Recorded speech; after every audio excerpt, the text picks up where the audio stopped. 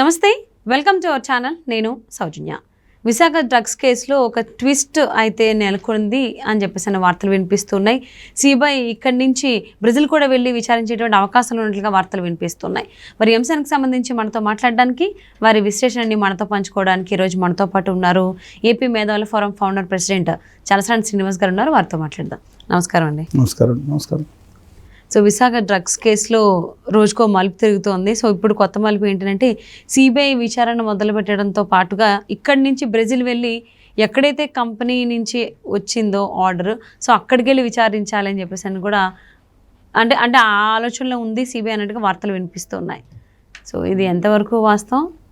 అంటే సిబిఐ ఇక్కడి నుంచి బ్రెజిల్ వెళ్ళి విచారిస్తుంది అంటే కేంద్రం కూడా దీని మీద ఫోకస్ పెట్టింది అనుకోవాలా? కేంద్రం ఖచ్చితంగా ఫోకస్ పెట్టాలి. ఇంతకుముందు అదానీ గారి పోర్టులో ముద్రా పోర్టులో ఇక్కడికి వచ్చి జరిగింది కదండి. ఇంత భారీ కుంభకోణం, వేలాది కోట్లకు డ్రగ్స్ సీజ్ అయినాయి. అప్పుడు కూడా ఇంచుమించుగా 20,000 కిలోలు. ఇది యాక్చువల్ 25,000 కిలోలు కాదండి, 25,000 కిలోల డ్రై ఈస్ట్లో కొన్ని ఎంత ఉంటుందో ప్రతి ఒక్కరు 25,000 కిలోలని. ఒక ఆయన ఇది 5 లక్షల కోట్లని, 50,000 కోట్లని ఒక ఆయన టీవీలో చూశాను. ఒరిజినల్ మార్కెట్లో 10 రెట్లు ఎక్కువ ఉంటుంది, 5 లక్షల కోట్లు, ఇంకోటి 50 లక్షల కోట్లని వేసుకోమనండి. ఎవరికాళ్ళు బాగుంటుంది కదా, ఎవరికాళ్ళు మాట్లాడుకుంటారు. నేను ఎంతో పట్టిన వాళ్ళ రైట్ వాళ్ళు మాట్లాడుకుంటారు. ఎంత అనేది సిబిఐ తేల్చాలి. దాంట్లో అవశేషాలు ఏమన్నాయని. రెండో విషయం ఏంటంటే, మీరు అందరూ ఖచ్చితంగా కేంద్ర ప్రభుత్వం, అమిత్ షా గారు ఇందాక మాట్లాడుతున్నారు, ఖచ్చితంగా కేంద్ర ప్రభుత్వం తీసుకోవాల్సింది. ఈ డ్రగ్ మెన్స్ అనేది అత్యంత ప్రమాదకరంగా ఇవాళ కాదని గత 20 సంవత్సరాల నుంచి దేశాన్ని పట్టింది. గత 15-20 సంవత్సరాల నుంచి పంజాబ్ దేశం మొత్తానికి డ్రగ్ క్యాపిటల్ అయిపోయింది. పంజాబ్ దాదాపు 30%-40% యువత దిక్కుమాలిన డ్రగ్ దాంట్లో పడిపోయారు.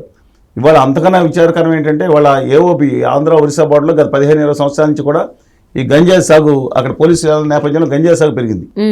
ఈ గంజాయిని మిగతా చోట్ల తరలించడం ఎన్ని కూడా జరుగుతుందని, ఇది ఎట్టి పరిస్థితుల్లో స్టెన్ యాక్షన్ తీసుకుని ఆప్ చేయకపోతే ఇది ఒక రాష్ట్ర పోలీసు వల్ల అయ్యేది కాదండి. వాళ్ళు ముఖ్యమైన భూమికి పోషించాలి. మిగతా అన్ని రాష్ట్రాలు, ఒరిస్సా రాష్ట్రం, ఛత్తీస్గఢ్ రాష్ట్రం, అది ఏఓబి అంటే ఆంధ్ర ఒరిస్సా బోర్డర్ అంటారు, ఛత్తీస్గఢ్ పక్కనే ఉంటుంది. అంత అటవీ ప్రాంతం ఉంటుంది. అన్నలు ఉంటారు. అన్నలు వాళ్ళు ఏమన్నా ఈ దేశాన్ని నాశనం చేయడానికి ఉన్నారా? కాదు కదా. డెఫినెట్గా నేను చెప్తున్నానండి, అందరూ కలిసి వాళ్ళు అక్కడ దీన్ని ఆఫ్ చేయకపోతే ఈ యువత, వచ్చే తరం యువత భయంకరమైన ప్రమాదంలో పడుతుంది. వీళ్ళు ఒకళ్ళ మీద ఒకళ్ళు అలిగేషన్ చేసుకుంటాం. అది ఆయన పట్టుకున్నారు, ఆ కోనం కోటేశ్వరరావు గారని ఆయన పెట్టుకున్నారు. ఇంకొకళ్ళు ఆయనకేమో కులం తోక తగిలిచ్చారు, లేని తోకలు తగిలిచ్చారు ఒకళ్ళు బ్యాచ్. అక్కర్లేదు పురంధేశ్వర్ గారు చుట్టమని ఇంకొక బ్యాచ్. వీళ్ళేమో కాదు, డైరెక్ట్గా సుధాకర్ బాబు గారి దాంట్లోనే ఈయన పాల్గొన్నాడు అనిపోయండి. వీళ్ళు ఏంటంటే అవతల మీద దోసేయడం, సమాజం మేలు కోరకు ఒక విమర్శ చేయడం తప్పులేదు, కానీ అది దాటిపోయి పురంధేశ్వర్ గారికి తమ రాజీనామా ఫేక్ లెటర్లు కూడా సృష్టించేశారు ఆవిడ పేరు మీద. ఆవిడ రాజీనామా చేసేసినట్టు, ఆవిడ సంబంధం ఫేక్ లెటర్ ఆవిడ సంతకంతో కూడా క్షణాల్లో తయారు చేసేస్తున్నారండి.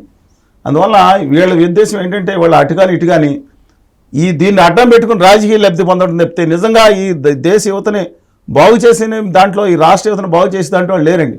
దిక్కుమాల నీచ నికృష్ట అధమాధములందరూ కొంతమంది బయలుదేరి అదేదో గొప్ప కార్యంలా భావించే బ్యాచ్ అన్నారు. ఏది ఈ డ్రగ్ మెన్స్ని వాడుకోండి. నేను ఖచ్చితంగా చెప్తున్నాను, రాష్ట్ర యువత నిర్వీర్యం అయిపోయే పరిస్థితి వస్తుంది. గత 10 సంవత్సరాల నుంచి బాగా పెరిగింది, ఇంకా 5 సంవత్సరాల నుంచి ఇంకా పెరుగుతూ ఉంది. చుట్టుపక్కల ప్రాంతాలు, ఒక ఆంధ్రప్రదేశ్ అని కాదండి, ఆ బార్డర్ నుంచి ట్రాన్సిట్ కిట్స్ అండ్ కన్వీనియంట్గా ఉంటుంది. మిగతా అటు ఒరిస్సా నుంచి అటు వెళ్ళిపోతూ ఉంటుంది పైకి. ఖచ్చితంగా ఇది ఆఫ్ చేయాలి. విదేశాల నుంచి వచ్చేది కూడా ఖచ్చితంగా ఆఫ్ చేయాల్సిన అవసరం ఉంది. స్టెర్న్ యాక్షన్ వాళ్ళు తీసుకుని బ్రెజిల్ కాదని, ఎక్కడికైనా బ్రెజిల్ కాదు, మొత్తం ఎక్కడికైనా వెళ్ళాలి పోలీసులు. ఖచ్చితంగా ఇది ఇండియా ప్రభుత్వం టేకప్ చేయాలి ఎక్కువ. ఆంధ్రప్రదేశ్ ప్రభుత్వం కూడా దీని మీద వాళ్ళే టేకప్ చేస్తున్నారు సహకరించి. పూర్తిగా లేకపోతే వచ్చే 10-20 సంవత్సరాల్లో ఆంధ్రప్రదేశ్ కాదు, తెలంగాణ కాదు, యువత నాశనం అయిపోయి హై స్కూల్స్ కూడా వచ్చేస్తున్నాయి. ఇది చాలా ప్రమాదకరం అండి. వాళ్ళ ఈ రాజకీయం వాళ్ళ పంజాబ్లోకి వెళ్ళి అక్కడ ఒకసారి గమనించండి, ఎలాంటి పరిస్థితులు ఉందో ఆ బార్డర్ ఏరియాలో గమనిస్తే రేపు పొద్దున దేశం ఏమైపోతుందో. యువత, మనం ఏదైతే యువత ఆస్తి అనుకున్నామో, మన దేశానికి ఉన్న ఆస్తి యువత అండి. సహజ సంపదలు చైనా లాంటి లేదు, లేదా ఇంకోటి లేదు. జపాన్ దగ్గర ఏముంది చెప్పండి నాకు, ఒక మైన్ ఉందా? తైవాన్ ఇంత కంట్రీ, సెమీ కండక్టర్ కానీ ఎలక్ట్రానిక్స్ రంగంలో ప్రపంచం నెంబర్ 1. అంతా గుర్తు మా జిల్లాలో సగం ఉండదండి అది. అట్లాంటిది ఎందుకు వెళ్ళింది? సహజ సంపదలో అలా. సింగపూర్లో ఏమని చెప్పండి, ఒక నగర రాష్ట్రం, ఒక చిన్న ఐలాండ్. అది ఐలాండ్ కూడా జనం సరిపోక సముద్రాన్ని ఇసుకతో పుడిచి ఇప్పుడు షాంఘై ఎయిర్పోర్ట్ దాని మీద కట్టారు. అసలు అలాంటి దేశాలు మీరు నమ్ముతారా? మన భారతదేశ ఫారిన్ ఎక్స్పోజ్తో పోల్చుకుంటే వాళ్ళకి సంబంధం ఉండదు. 50 లక్షల జనాభా ఏంటి, మన 140 కోట్లు చేసే జనాభా, వారి ఫారెక్స్ రిజర్వ్స్ ఏంటి, మన రిజర్వ్స్ ఏంటి. అందువల్ల ఫ్యూచర్ ఆలోచించకపోతే మాత్రం మనకున్న ఆస్తి యువత, ఈ యువతని డ్రగ్స్ దిక్కుమాలిన దాంట్లోకి నెట్టితే మాత్రం అత్యంత ప్రమాదకరం. ఈ దేశానికి పట్టి పీడించబోయేది ఈ కులగజ్జి మత పిచ్చి ఇప్పుడు ఏదైతే ఉందో ఆంధ్రప్రదేశ్ రాష్ట్రానికి ఉద్దారు కదా దిక్కుమాలిన సన్నాసి రాజకీయ నాయకులు. స్వార్థం కోసం మతద్వేషం కులద్వేషం పెంచడం, వర్గ విభేదాలు పెంచే దిక్కుమాల బ్యాచ్ వచ్చి తయారయ్యారండి ఇది వీళ్ళుగా. నేను ఇంకొక అంతటికన్నా ప్రమాదం రేపు వచ్చే తరానికి ఈ డ్రగ్స్ మెన్స్. అందువల్ల దయచేసి అందరూ అన్ని పార్టీలు ఒక అఖిలపక్ష కమిటీ ఏమనండి. ఇవాళ లాస్ట్ టైం వేయలేదనిపోతే ఈ ముఖ్యమంత్రి వేయవచ్చు కదా, అపధాన ముఖ్యమంత్రిగా ఉన్న వెంటనే ఏమనండి, ఒకళ్ళు ఆ దాంట్లో వచ్చి మళ్ళీ వాళ్ళని తిడతారు వీళ్ళని తిడతారు కాదు, వేసుకుని నిష్పక్షపాతంగా ఇవాళ దాని మీద మీరు కనుక మద్య నిషేధం అనేది దాని మీద మద్య నియంత్రణ, నేను నిషేధం అనేది సాధ్యం కాదు, నియంత్రణ అవసరం కూడా, దాని దృష్టి వెళ్ళదు. కానీ దాని మీద 100 రెట్లు ఎక్కువ ప్రమాదకరం ఇది. దయచేసి దీని మీద దృష్టి పెట్టాలని కోరుతా ఉన్నాను. ఇవాళ రాష్ట్ర ప్రభుత్వం కనుక దీంట్లో ప్రేక్షక పాత్ర వహిస్తే వాళ్ళ మీద కూడా అనుమానాలు వస్తాయి. ఖచ్చితంగా పూర్తిగా సహకరించాలి.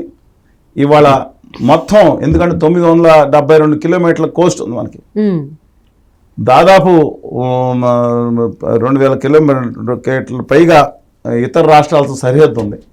అంటే దాదాపు 3000 కిలోమీటర్ల బార్డర్స్ని ఎక్కడ కాపాడుతామండి.